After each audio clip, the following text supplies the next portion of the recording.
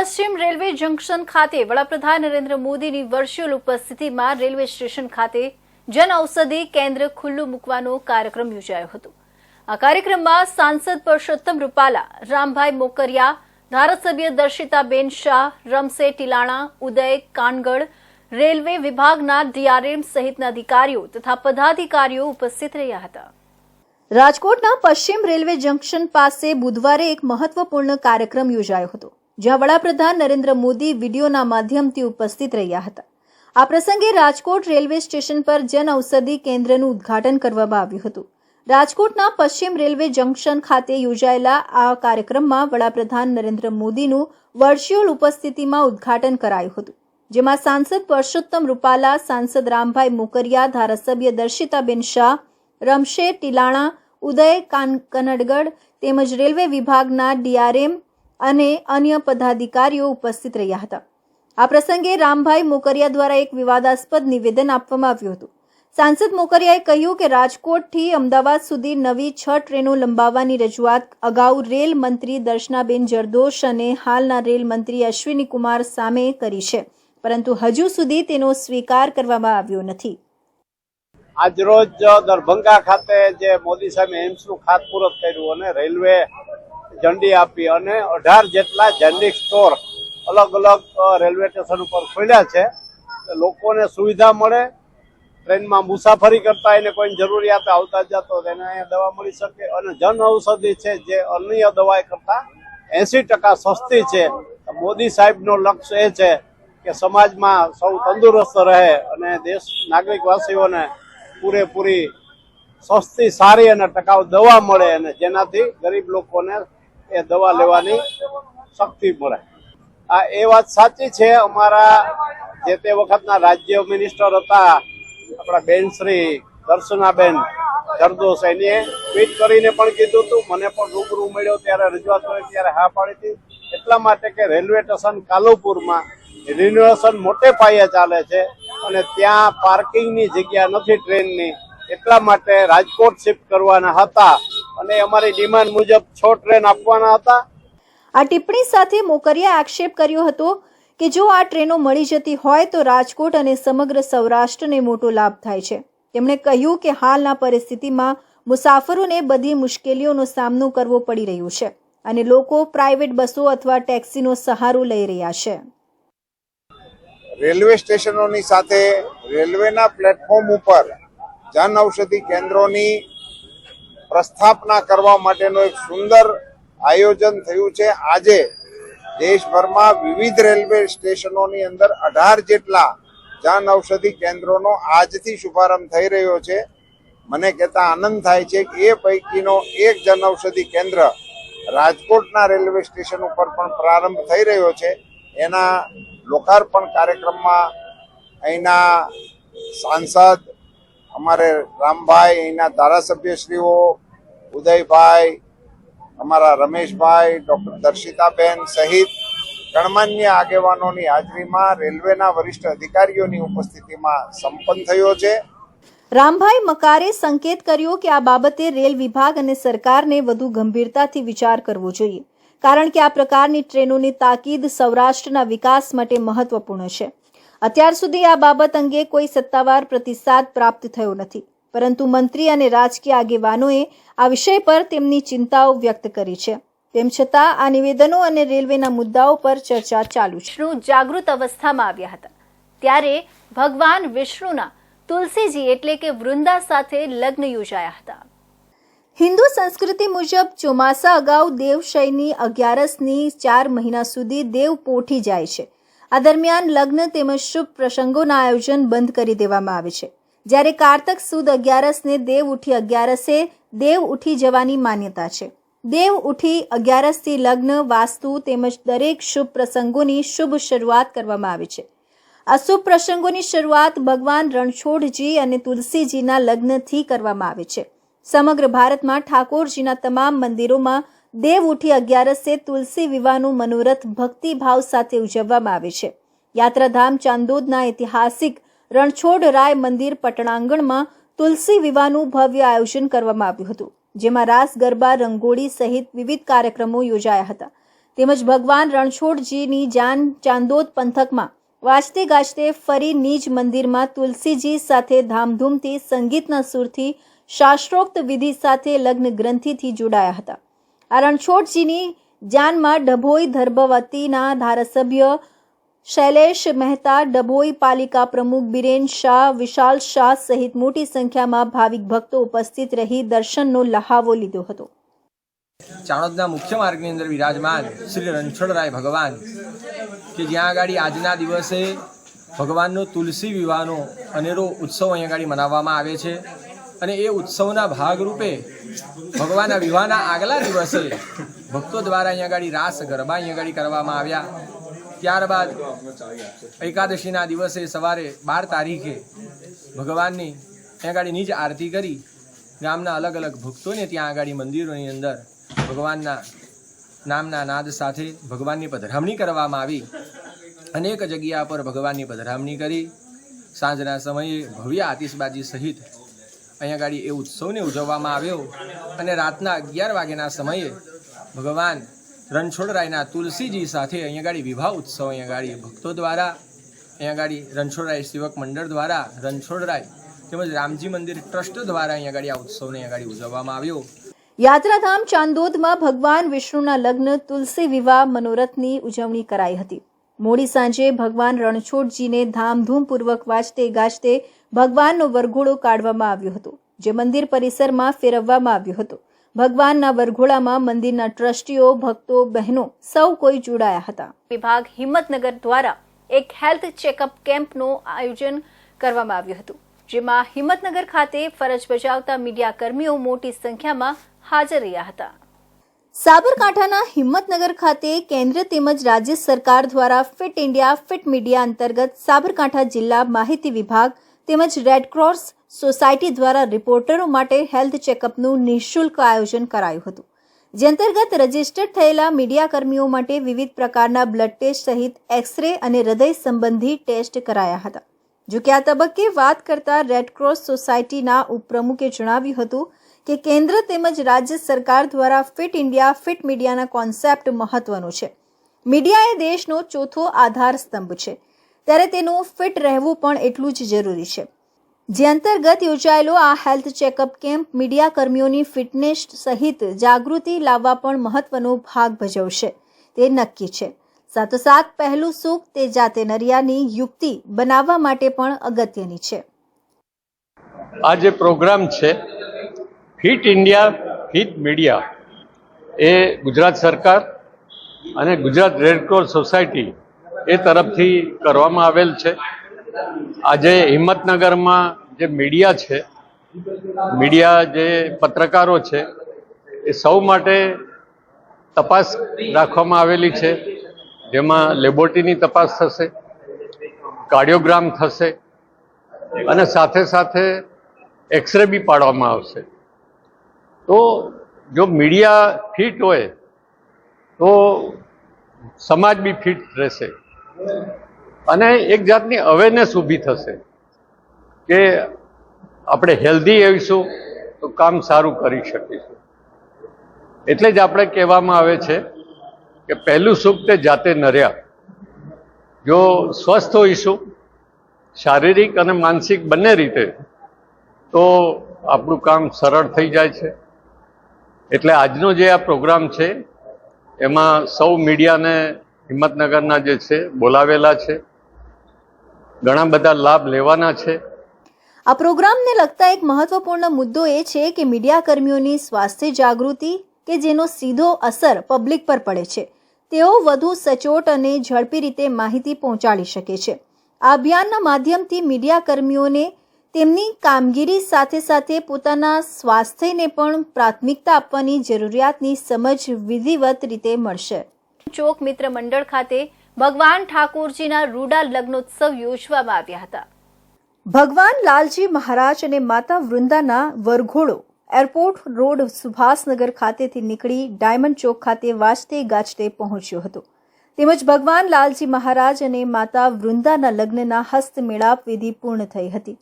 લગ્ન વિધિ દરમિયાન ઇન્ટરનેશનલ લોક ગાયિકા રાજેશ્રીબેન પરમાર તથા તેની ટીમ લગ્નના રૂડા ફટાણા ગાયા હતા. તેમજ તુલસી વિવાહ દરમિયાન પ્રજાપતિ બ્રહ્મકુમારી ઈશ્વરીય વિશ્વવિદ્યાલય સરદારનગર ભાવનગર દ્વારા જુદા જુદા માતાજીની ઝાંખીના દર્શન કરાવવામાં આવ્યા હતા. લગ્ન વિધિ પૂર્ણ થયા બાદ રાધા માસીનો દરબારનો કાર્યક્રમ રાખવામાં આવ્યો હતો. ભાવેણાવાસીઓએ આધ્યાત્મિકતાની ઉજળી પ્રથા એવા દેવ વિવાહ એટલે કે ભગવાન બાલકૃષ્ણ અને માતા તુલસી વૃંદાના શુભાશુભ વિવાહ રંગે ચંગે ધર્મ ઉલ્લાસ સાથે સંપન્ન કર્યા હતા. આ પ્રસંગે ભાવનગર શહેર જિલ્લામાં અનેક ધાર્મિક સામાજિક કાર્યક્રમોનું સુંદર આયોજન કરવામાં આવ્યું હતું. શહેરમાં અનેક સ્થળોએ તુલસી વિવાહના આયોજનો કરવામાં આવ્યા હતા, જેમાં લોકોએ ઢળતી સાંજે ઠાકોરજીને સુંદર વાઘામાં સજાવી જાડેરી જાન જોડી માતા તુલસી વૃંદાના લગ્ન મંડપ સુધી વરઘોડા સાથે પહોંચ્યા હતા. और यहाँ पर डायमंड चौक मित्र मंडल द्वारा पिछले 70 सालों से भव्य तुलसी विवाह का आयोजन हो रहा है और इस साल हर साल की मुजब परंपरा को चालू रखते हुए हमारे इस डायमंड चौक मित्र मंडल के अध्यक्ष श्री राजेश भाई जोशी जी द्वारा उनकी प्रेरणा के द्वारा ये कार्यक्रम का आयोजन हो रहा है और इसके अंदर पिछले 70 सालों के परंपरा के मुजब माता जी का और भगवान का शादी का जो हमारी हिंदू संस्कृति के मुजब शादी का आयोजन हो रहा है और कार्यक्रम शादी के विधि के बाद राधा मासी का राम दरबार भी यहाँ पर हम लोगों ने रखा है. तो मैं भावनगर की सभी जनता को यहाँ पर आकर दर्शन का लाभ लेने का डायमंड चौक मित्र मंडल के सभी सभ्यों द्वारा आमंत्रित करता हूँ. Thank you. આ વરઘોડામાં ડીજે ઢોલ શરણાઈની સુરાવલીના સત્વારે ભગવાનના વરઘોડામાં મન મૂકીને નાચ્યા હતા, જેમાં શહેરના ડાયમંડ ચોક, ચિત્રા, કડિયાબીડ, સંસ્કાર મંડળ, સુભાષનગર તથા બોર તળાવ સહિતના વિસ્તારોમાં આયોજન કરવામાં આવ્યું હતું. આ તુલસી વિવાહના તમામ આયોજકો રાજેશ જોશી, ભાણજીભાઈ બારૈયા, ભૂપતસિંહ વેગડ, કલ્પેશ મણિયાર, પ્રકાશ મકવાણા સહિતના ડાયમંડ ચોક મિત્ર મંડળના સૌ હોદ્દેદારો દ્વારા ભારે જહેમત ઉઠાવી હતી. દેશ દમણ અને દાદરા નગર હવેલીની મુલાકાતે આવ્યા છે. રાષ્ટ્રપતિ દમણના એવિયરી અને એન્જિનિયરિંગ કેમ્પસની મુલાકાત લીધી હતી. એનઆઈએફટીના વિદ્યાર્થીઓ દ્વારા ઉભા કરાયેલા સ્ટોલનું નિરીક્ષણ કરી વિદ્યાર્થીઓ સાથે વાતચીત પણ કરી હતી. નમોપથ અને સી ફ્રન્ટ રોડની પણ મુલાકાત લીધી હતી. સિલવાસમાં ઝંડા ચોક વિસ્તારમાં સ્કૂલ અને અન્ય સંસ્થાઓની પણ મુલાકાત લીધી હતી. ભારતના રાષ્ટ્રપતિ દ્રૌપદી મુર્મુ 12 થી 14 નવેમ્બર સુધી દાદરાનગર હવેલી અને દમણ દીવની મુલાકાતે આવ્યા છે. એમણે દમણમાં એવિયરી અને સરકારી ઇજનેર કોલેજ અને નિફ્ટ પરિસરની મુલાકાત લીધી હતી. 13 નવેમ્બર બુધવારે સિલવાસમાં નમો મેડિકલ એજ્યુકેશન એન્ડ રિસર્ચ ઇન્સ્ટિટ્યૂટની મુલાકાત લીધી હતી અને વિવિધ શૈક્ષણિક સંસ્થાના વિદ્યાર્થીઓ અને શિક્ષકો સાથે વાતચીત કરી હતી. ત્યારબાદ ઝંડા ચોક ખાતે 75 કરોડના ખર્ચે બનાવવામાં આવેલા સ્વામી વિવેકાનંદ શાળાનું લોકાર્પણ કર્યું હતું અને 3 કરોડના ખર્ચે રિંગ રોડ ઓવરબ્રિજના નીચે ફિટનેસ અભિયાન અંતર્ગત ગેમિંગ ઝોનના બીજા ફેઝનું લોકાર્પણ કર્યું હતું. બાદમાં સાર્વજનિક સમારોહમાં સંબોધન કર્યું હતું. ત્યારબાદ નરોલી પંચાયત ઘર અને શાળાની મુલાકાત લીધી હતી. રાષ્ટ્રપતિના કાર્યક્રમને લઈ પ્રશાસન દ્વારા સંપૂર્ણ તૈયારી કરવામાં આવી છે. દમણ એરપોર્ટ પર કોસ્ટગાર્ડના જવાનોએ ગાર્ડ ઓફ ઓનર આપ્યો હતો. 2 દિવસ સુધી રાષ્ટ્રપતિએ અનેક કાર્યક્રમોમાં હાજરી આપી હતી. રાષ્ટ્રપતિની મુલાકાતને લઈ પ્રદેશમાં ઉત્સાહનો માહોલ સર્જાયો હતો. પ્રાળા તાલુકાના માંડવા ગામ પાસે આવેલા કુંભ ઘાટ ખાતે બસમાં ટેકનિકલ ક્ષતિ સર્જાતા બસના ચાલકે બસને પલટી ખવડાવી અકસ્માત સર્જ્યો હતો. અકસ્માતમાં ઇજાગ્રસ્તોને સારવાર માટે કપરાળા સરકારી હોસ્પિટલ, ધરમપુર સ્ટેટ હોસ્પિટલ અને વધુ સારવાર માટે વલસાડ સિવિલ હોસ્પિટલ અને વધુ સારવાર માટે સુરત રિફર કરવામાં આવ્યા હતા. વલસાડ જિલ્લામાં અકસ્માત બન્યો હોવાની જાણ લોકસભાના દંડક અને વલસાડના સાંસદ ધવલ પટેલને થતા ધવલ પટેલે વલસાડ સિવિલ હોસ્પિટલમાં સારવાર મેળવી રહેલા લક્ઝરી બસના ચાલકની મુલાકાત લઈને ઘટનાક્રમ જાણવાનો પ્રયાસ કર્યો હતો. વલસાડ જિલ્લાને અડીને આવેલા મહારાષ્ટ્રના શિરડીથી સુરત સુધી રોજ ઉપડતી સદગુરુ શિવમ ટ્રાવેલ્સની બસમાં શિરડી અને નાસિક મળી કુલ 30 જેટલા યાત્રીઓનું બુકિંગ લઈને ટ્રાવેલ્સની બસનો ચાલક સુરત જવા નીકળ્યો હતો. બસના ચાલકે વધુ રૂપિયા કમાવવાની લાલચે રસ્તામાંથી સુરત તરફના યાત્રીઓને વિધાઉટ ટિકિટ બેસાડ્યા હતા. અંદાજે 65થી વધુ યાત્રીઓને લઈને બસ સુરત તરફ જઈ રહી હતી, જે દરમિયાન વલસાડ જિલ્લાના કપરાડા તાલુકાના માંડવા ગામ પાસે આવેલા કુંભઘાટ પાસે પહોંચતા યાત્રીઓની ઓવરલોડ ભરેલી સદગુરુ ટ્રાવેલ્સની બસમાં ટેકનિકલ ક્ષતિ સર્જાતા બસ ચાલકને કંટ્રોલથી બહાર જતી રહી હતી. બસના ચાલકે પણ મોટી દુર્ઘટના સર્જાય તે પહેલા યાત્રીઓથી ખીચોખીચ ભરેલી ખાનગી લક્ઝરી બસના ચાલકે બસને પલટી ખવડાવી દીધી હતી. અકસ્માતમાં 30 જેટલા યાત્રીઓને નાની મોટી ઈજાઓ પહોંચી હતી. ઘટના અંગે સ્થાનિક લોકોએ 108ની ટીમને કપરાડા પોલીસની ટીમને ઘટનાની જાણ કરી હતી. 108ની ટીમે કપરાડા સરકારી હોસ્પિટલ, ધરમપુર સ્ટેટ હોસ્પિટલ અને વલસાડ સિવિલ હોસ્પિટલમાં દાખલ કરવામાં આવ્યા હતા. ઘટના અંગે વલસાડ લોકસભાના દંડક અને વલસાડના સાંસદ ધવલ પટેલને ઘટનાની જાણ થતાં મહારાષ્ટ્ર ચૂંટણી પ્રચાર કાર્યક્રમ ટૂંકાવી વલસાડ સિવિલ હોસ્પિટલ ખાતે આવી પહોંચ્યા હતા, જ્યાં સાંસદ ધવલ પટેલે ટ્રાવેલ્સની બસના ચાલકની મુલાકાત લઈને ઘટનાક્રમ જાણવાનો પ્રયાસ કર્યો હતો. જી, જે કપરાડામાં આપણો કુંભઘાટમાં કાલે જે દુર્ઘટના ઘટી એમાં જે લોકોને હાનિ પહોંચી અને જે લોકો ઇન્જર થયા એની જ વાત જાણ થતાં જ હું મહારાષ્ટ્રમાં પ્રચારમાં હતો અને મહારાષ્ટ્ર પ્રચાર મેં ટૂંકાવીને ખાસ આપણા જે લોકો ઇન્જર હતા એમને મળવા અહીંયા આવ્યા છે. સાથે અમારા વલસાડના લોકલાડીના ધારાસભ્ય ભરતભાઈ પણ હાજર છે અને અમારી પૂરી ટીમ હાજર છે. તો અમે દર્દીઓના કેટલા દર્દી હતા અને કેટલા લોકોને શું ઇન્જરી પહોંચીને શું ટ્રીટમેન્ટ ચાલી રહી છે એનું ખાસ જાણ કરવા અમે સિવિલમાં આવ્યા છે. બાકીના પેશન્ટ જે પોતા સુરતના છે, નવસારીના છે, તે બાદ જઈને પૂરું ટ્રીટમેન્ટ કરાવે છે અને હમણાં જે બસનો ડ્રાઈવર હતા તે અહીંયા ટ્રીટમેન્ટ કરાવે છે ને એમને કોઈ પણ વધારે ઇન્જરી થઈ નથી, કોઈ ફ્રેક્ચર પણ નથી થયું ને મને જેવું ડૉક્ટરે કીધું છે કે 2 દિવસની અંદર કે 1 દિવસની અંદર એમને રજા આપી દેશે. સાથે જ થોડા દિવસ પહેલાં દેવસર બિલ્લીમોરા ખાતે પણ જે કેમિકલ ફેક્ટરીમાં આગ લાગી હતી એનામાં જે બર્નથી અને જે ઈજા પહોંચી હતી એ પેશન્ટની પણ મુલાકાત લીધી છે અને એમને પણ કઈ રીતની ટ્રીટમેન્ટ ચાલી રહી છે એનું પૂરું અમે ડૉક્ટર પાસે વિગત જાણી અને 3 પેશન્ટ હવે આઉટ ઓફ ડેન્જર છે ને એમાં 2 પેશન્ટની તો હાલત પહેલાં કરતાં સુધારા પર છે.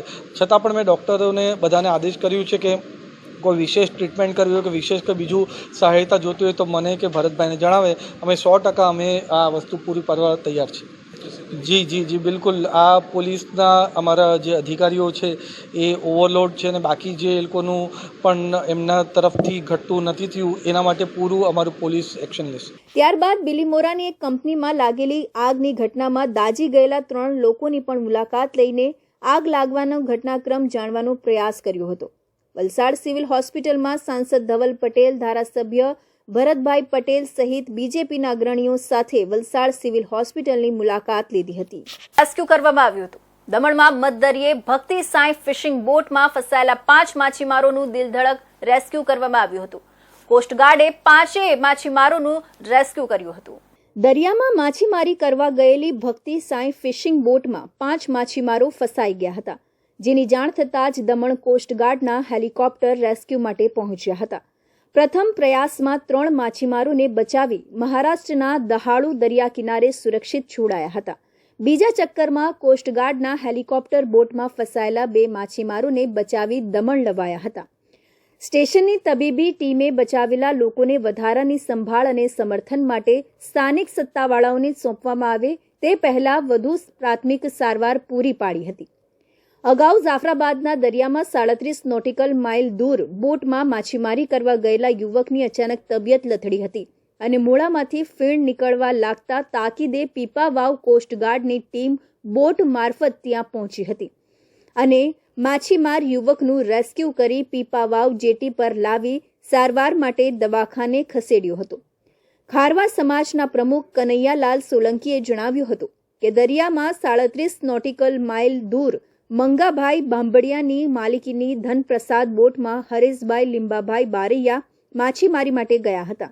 અચાનક હરેશભાઈની તબિયત લથડી હતી અને મોઢામાંથી ફીણ નીકળવા લાગ્યા હતા, જેથી તાકીદે પીપાવાવ કોસ્ટગાર્ડને જાણ કરાઈ હતી, જેથી બોટ નંબર P419માં ટીમ રવાના થઈ હતી અને હરેશભાઈને પીપાવાવ જેટીએ લાવી 108 એમ્બ્યુલન્સ મારફત રાજુલા દવાખાને ખસેડવામાં આવ્યા હતા. હાલ હરેશભાઈની તબિયત સુધારા પર છે. ભગુભાઈ સોલંકી, રામભાઈ, કનૈયાલાલ વગેરે કોસ્ટગાર્ડ ટીમનો આભાર વ્યક્ત કર્યો હતો. કાબુ મેળવવાની મશક્કતમાં લાગ્યા હતા. ઝઘડિયા જીઆઈડીસીમાં અનેક કંપનીઓના મોટા પ્લાન આવેલા છે. જેમાં અનેક વખતે આગ લાગવાની ઘટનાઓ બનતી રહે છે. ત્યારે ઝઘડિયા જીઆઈડીસીમાં આવેલી નાઇટ્રેક્સ કેમિકલ કંપનીમાં કોઈક કારણસર આગ લાગતા જ અંદર કામ કરી રહેલા કામદારોમાં દોડધામ મચી ગઈ હતી. આગનો મેજર કોલ જાહેર થતાં ઝઘડિયા જીઆઈડીસીના માર્ગો ફાયર બ્રિગેડના સાયરનોથી ગુંજી ઉઠ્યા હતા. આસપાસના ફાયર બ્રિગેડના લાશ્કરોએ દોડી આવી પાણીનો મારો ચલાવી આગ પર કાબૂ મેળવવાની મશક્કતમાં લાગ્યા હતા. આગ એટલી વિકરાળ હતી કે પ્લાન્ટમાંથી કાળા ડિબાંગ ધુમાડા દૂરથી નજરે પડી રહ્યા હતા. આગના પગલે કામદારો કંપની ગેટ પર દોડી આવ્યા હતા. આગની જાણ થતાં જ ફેક્ટરી ઇન્સ્પેક્ટર, જીપીસીબી અને પોલીસ સહિતના અધિકારી પણ સ્થળ પર દોડી આવ્યા હતા. જોકે કંપનીમાં આગ કયા કારણોસર લાગી તે જાણી શકાયું નથી. હાલમાં ફાયરમેને આગ ઓલવવાની કામગીરી કરી હતી. તો આ હતા મહત્વના સમાચાર. નવા સમાચાર સાથે ફરી મળીશું. ત્યાં સુધી